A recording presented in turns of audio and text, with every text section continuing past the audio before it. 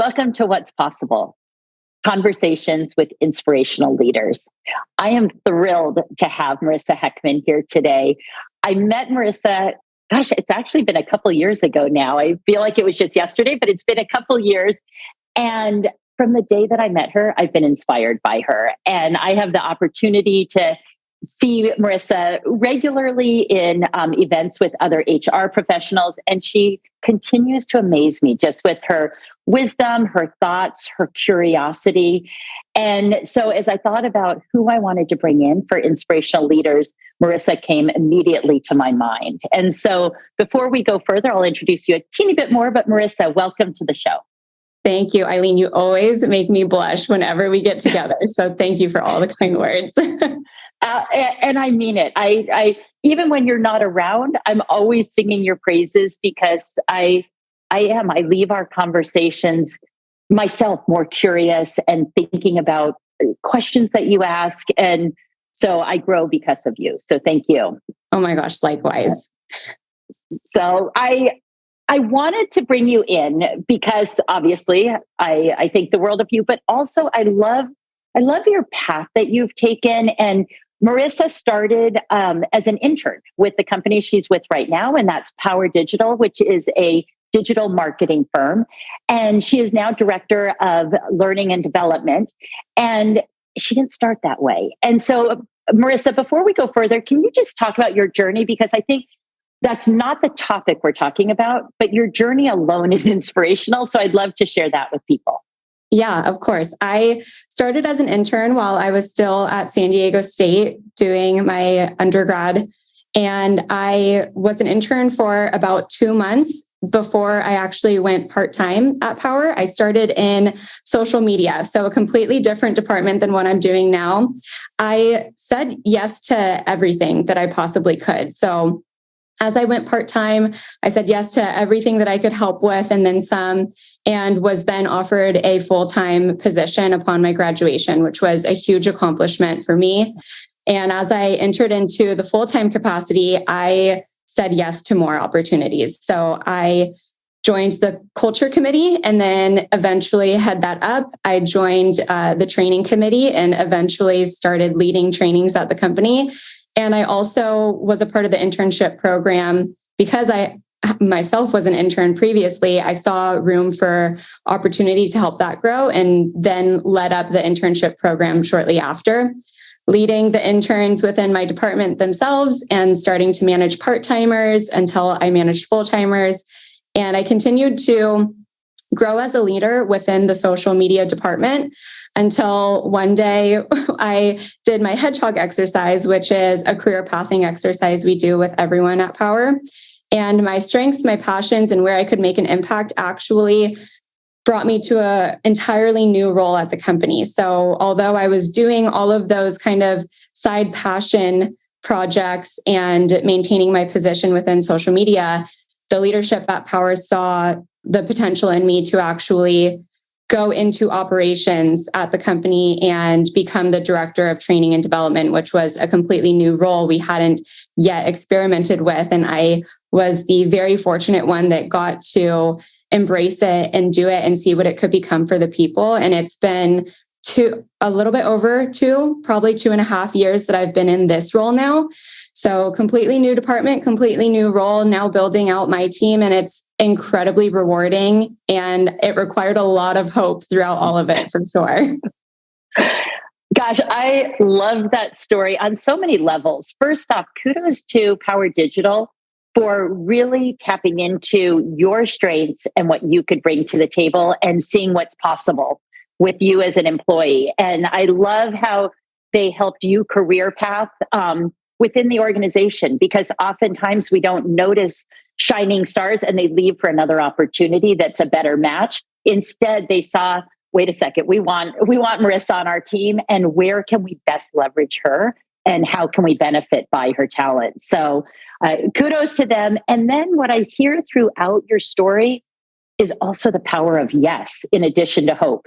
I'm constantly saying yes to opportunities, leaning into where you could learn, where you could grow, and where you could contribute. And I almost feel like we need a second show on what's possible when you say yes. So we might be having to do a part 2 on this one. Always happy. In the meantime, let's dive into hope a little bit, or a lot. So when we think about hope, and that's going to be our topic today, before we jump in, I always like to ask whoever my guest is to give their definition. Words mean such different things to everybody. So when you think about hope, what's the definition that you bring? Believing that what you do today can bring a brighter future for yourself tomorrow, and what you do does matter. So believing in the best and then doing the hard work that it takes to get to that destination. Oh, I just got chills. I don't know if you've read Martin Seligman's book, The Hope Circuit, but your definition is so consistent with what he says. He says, expect the best in the future and work to achieve it. And I love your belief in there, really believing in it. But oftentimes people can start to think about hope as just this, hope for the best. But it's not just putting out the hope. It's then roll up your sleeves and make that hope happen. Yes, it has to be in tandem with the action required.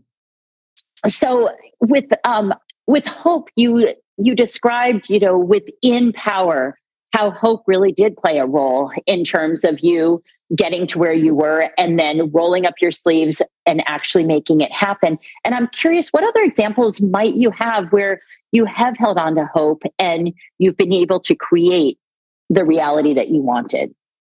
Yeah, definitely. I have seen it throughout Power. It's just a part of our core values. And then it's also been a part of my childhood as well. So learning from my parents and the way that they chose their words in front of me, always having an optimistic perspective on any struggle that was happening. I think through that, it was just ingrained within me at a young age. And then as I joined Power, it was very refreshing that all of the core values really aligned with my own personally. And whenever we're facing an economic kind of climate where it looks uncertain, our leadership at Power is actually, okay, let's roll up our sleeves. This is going to be exciting. This is when we can get some battle scars and we'll be better through this. And so it's always that optimistic perspective that's always been within my life. And I'm so grateful for it. And I think that's what's allowed me to remain hopeful and practice that just regularly. Wow. Yeah, I love that. And I do think, obviously words matter, mindset matters, how we reframe things, because it will take you down two totally divergent paths. If you think of it this way, you can head out that way. But if you think, wait a second, what's possible if we're hopeful? You can head in a totally new direction. Right. And I like that you talk about it being a core value at Power. How do you use hope with your teams? And when I just heard it in terms of communication, because obviously every organization right now is going through so many twists and turns and detours. How do you use it on a daily at Power? It starts at the individual level. I think that's really important to remember is an organization is a collection of individuals. So it has to start with the individual embracing hope, and that will permeate from the inside out. So do you mind if I go granular before I go into Yes, please do. Okay. Yeah. So as we were just talking about, there's a relationship between our thoughts, our feelings, and our actions. Mm-hmm. So if we embrace the belief of hope, that will then transform into our outlook, which will transform into our actions, which make up our lives and make up the organization that we're in. So at the individual level, if we all are practicing hope, every small interaction will be better. Every interaction with one another will probably entail a smile. It will entail the positive thoughts. So when we are facing a daunting project or a client that performance is not in a good spot and we need to really troubleshoot and problem solve through it, we will have better words to use because we understand that our words matter and what we do matters and that we ourselves matter. And that becomes more and more powerful as it becomes a collective group. So that's important because every interaction then has hope instilled within it. and every dialogue has hope instilled within it. And then when an organization does that, it increases the psychological safety, which is so fun to talk about, because when we have a psychologically safe workplace, that means that everyone's going to be happier to be there, but also ready to take risks, ready to innovate, and understanding that if we do fail, a failure is just a misstep in the right direction. And we're there with our partners to the left and right of us. So in a long roundabout way, I would say every interaction gets better through the individual themselves. And then the organization gets stronger because we embrace feedback, we embrace challenges, we embrace failures, because we know and hope for a brighter future, and knowing that those things are all just going to work in our favor. Maybe not immediately in the outcome that we want, but eventually in the outcome that is right, so long as we do the right things. Yeah.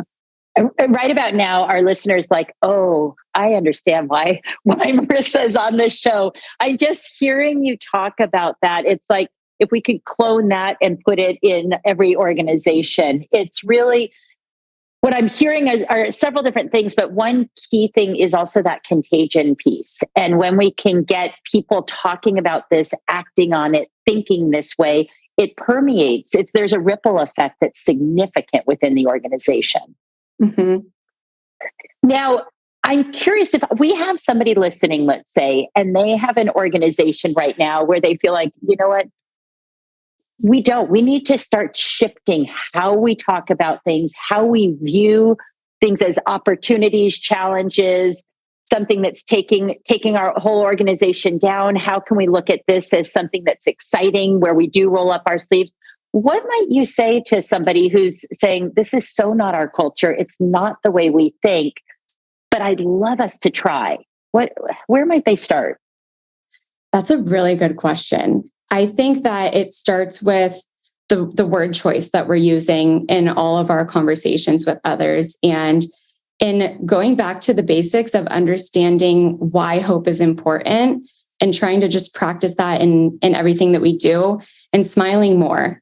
I think that we often forget what a smile can do towards others, but also within ourselves. When we smile, we're happier. And so I think that going back to remembering what hope is and what hope is not, and then having actions reflect upon that. So if anything, I feel like we need to go and talk about why hope is important and how maybe we can work together on that action to take.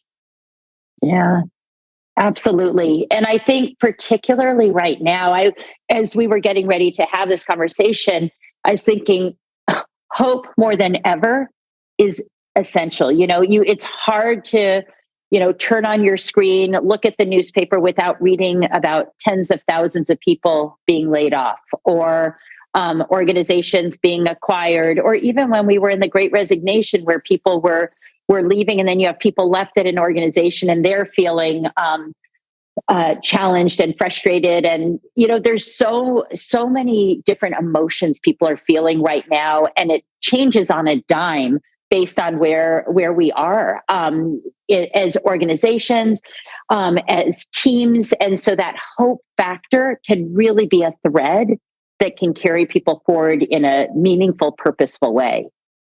Absolutely. I actually just recalled, have you read the book Go Giver? No, share. Please share with us. It's really good, but I'm writing it down. Okay. I think hope permeates throughout that book. And it's a great book for actually an organization to try to embody, because it's about the concept of always giving and knowing that it will return and you will receive in the long game. But the importance of giving because you want to give because you want to provide value, because you want to be a resource with others, you want to connect people. I think if we start there, that would be great, is shape your lens by deciding to give more than you receive, and then also being comfortable with receiving when people are ready to give back. Because like we talked about, hope requires action. So what does hope look like in action? It is giving. It is providing value to others whether that is through your work or through your words or through a smile. But when facing any obstacle, it's deciding, how can I give? What's the next right thing that I can do? Yeah, it makes me think of, I wrote that book down. I do need to read it.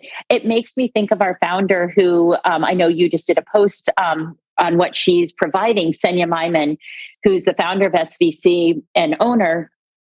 And she constantly is thinking about, how can we give back? What can we do? And she had contacted me a couple of months ago and she said, I'm seeing more and more layoffs happening. It's literally thousands of people, obviously daily, that this is happening to. It's significant. It's a huge impact. And she said, we are going to have a situation where there are people who don't have hope, because particularly as it's now there's 10 more thousand people looking for jobs. Now there's 20,000, 30, it just is exponential. She said, we are going to have a group of people who need support. And she started, I think it starts this week, actually, her way of giving back and helping people who have been laid off and giving them the tools, the community, the connection, the smile to help people be able to be hopeful in this process and to start to think about, okay, what is my way out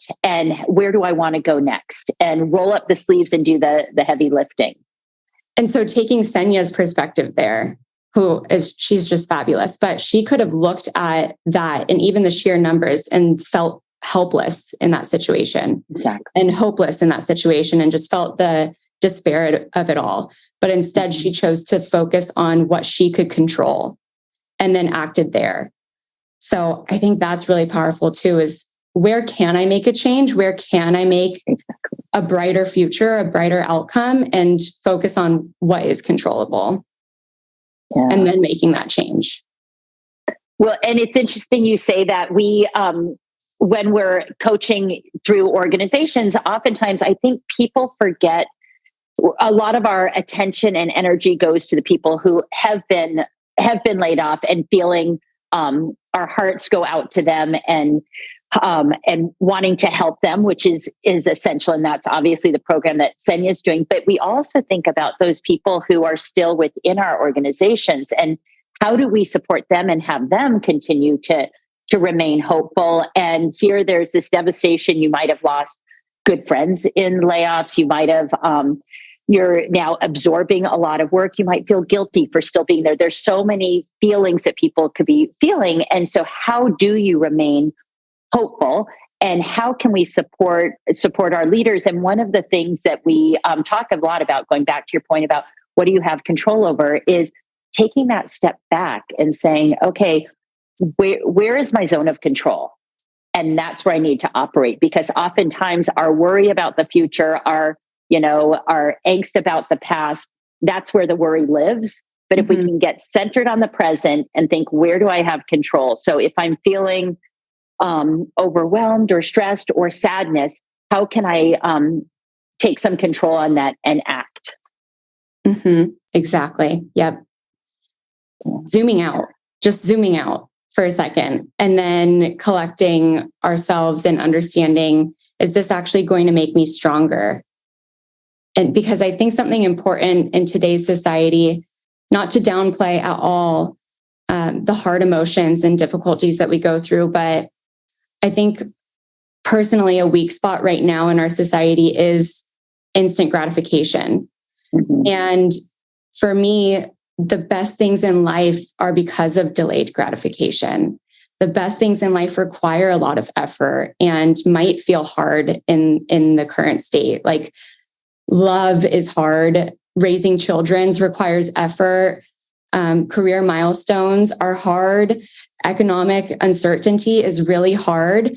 But if I've learned anything from the Flourishing Center, is humans don't just want positive emotions and positive experiences. They want to earn it. And to earn it, to Brene Brown's point, we have to embrace the suck sometimes. And also hope that it's going to make us stronger. And sure, there are times where we'll need to maybe not choose that path if it doesn't feel like the right path for us. But when it is the right path and we just need to go through the difficult time and the struggle and endure that for the period that it's required of us, we're likely going to come out the other side so much stronger, so much more proud of ourselves. And I don't know about you, Eileen, but the stories that I hear tend to include the struggle and the lessons and the journey that were endured in order to hit the goals that someone's so proud of and sharing. So I think that's also important, is like the difficulty of the journey, but having hope through it. Yeah, absolutely. Well, you think about for a visual effect, you think about people in, say, the Olympics when they win that gold medal and they're on the stand with tears. It's not because they woke up one day and they could be the fastest runner, the highest jumper, and they just did it. My guess is those tears of joy. I've never been an Olympic athlete, but my guess is those tears of joy it's the realization of the hope they had combined with the work they put in and the sacrifices that they have taken for years to get to that point. Whereas if they just woke up one day and they were able to jump, create a world record on the highest jump, and that was just, they woke up and they did it, it wouldn't feel the same. I completely agree. It's the consistent progress, the consistent work to earn it, but also in order to do that consistent work and be proud of it, the optimism is key, and believing in what you're looking to achieve. It all needs to be together. Yeah. And you have to have hope. You've got to wake up each and every day with hope that today I will be able to create or do or think, believe. Yes. Whatever that is, fill in the blank. Yes, totally. I fully believe what you do today matters, and that life is all about moving spiritually, physically, emotionally, mentally, all of the movements. And when I think about the opposite of hope, it is that lack of motivation to move because of feeling despair or helplessness. And instead, the flip side of being hopeful, you truly believe that things will work out so long as you do the right things. Yeah. And that gives you motivation to move forward.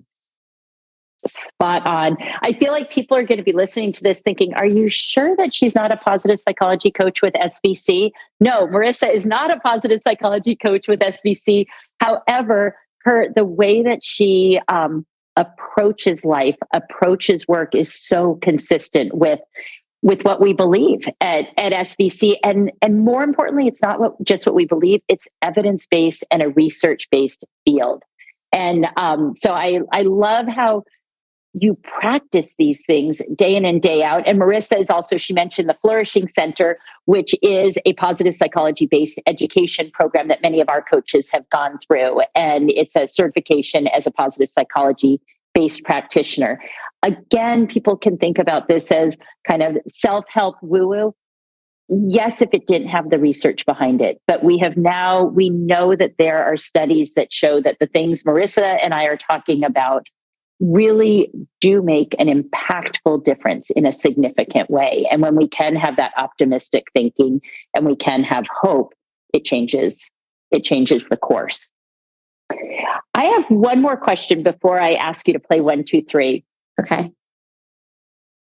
If you're thinking about bringing in an employee to your organization, what might you think is a good question to ask to explore kind of their mindset around hope? Because one of the things that we want to think about is if you are going to be expanding your organization and you're bringing in new blood, new talent, we've already talked about how important having that mindset is. And so I wonder how you'd screen for that.